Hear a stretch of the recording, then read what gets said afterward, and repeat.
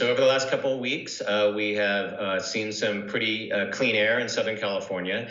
And people are asking, is that due to the fact that people aren't driving as much, they're staying at home, and some of the other human activities that cause emissions have been diminished?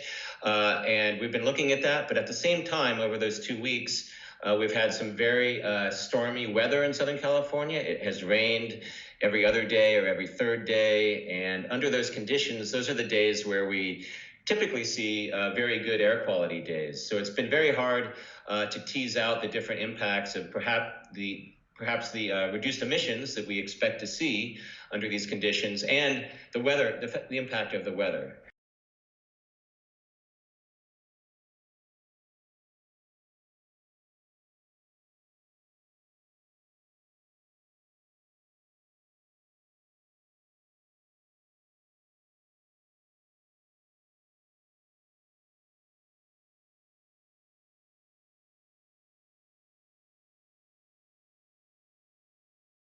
But we do expect there to be a benefit from less emissions, less vehicles on the road, less trucks on the road.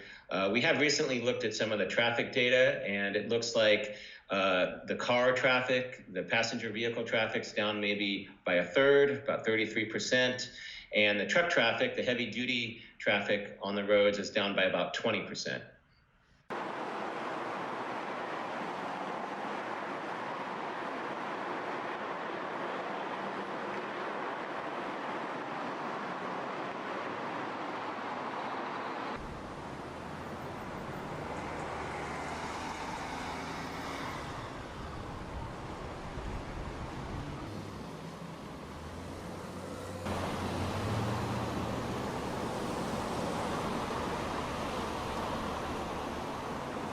We know that the vast majority of California's air pollution comes from transportation, from the movement of goods and people.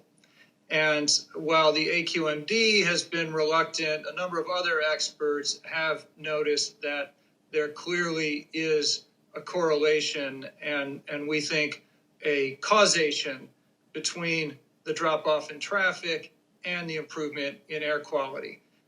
The tailpipes that are usually burning gasoline and diesel and emitting pollutants out of those tailpipes, they're not really on our roads very much right now.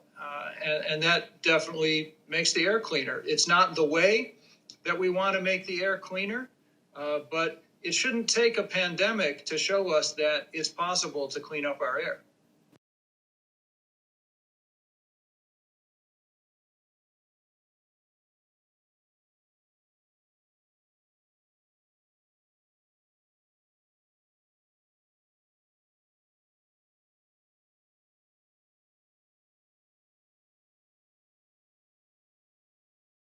Yeah, so just like a weatherman or the National Weather Service will make projections and predictions and forecasts about weather, we have a team of scientists that does the same for air quality.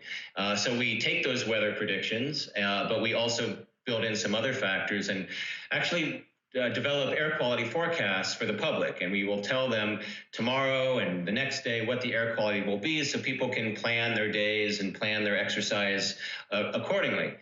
And so one thing that we can do is we look at our sophisticated models that are doing these forecasts, and those models do not take into account any reduced emissions because they look at historical data. So if our forecasts match what we're actually seeing on the ground with our monitoring stations, and our forecasts are behaving pretty well and predicting the air quality pretty well, then we would say that we probably aren't seeing the effect of the reduced emissions. But if we start seeing a difference, then that difference would likely be due to the reduced emissions.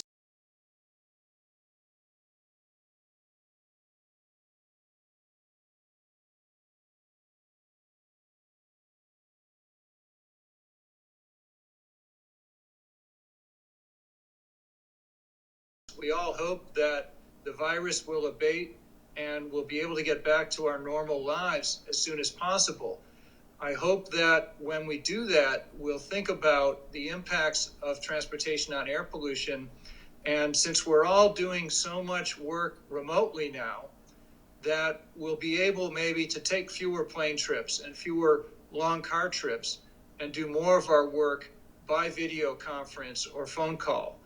Even though it is also important to see people face to face, maybe we won't have to take as many car and plane trips in order to have those conversations.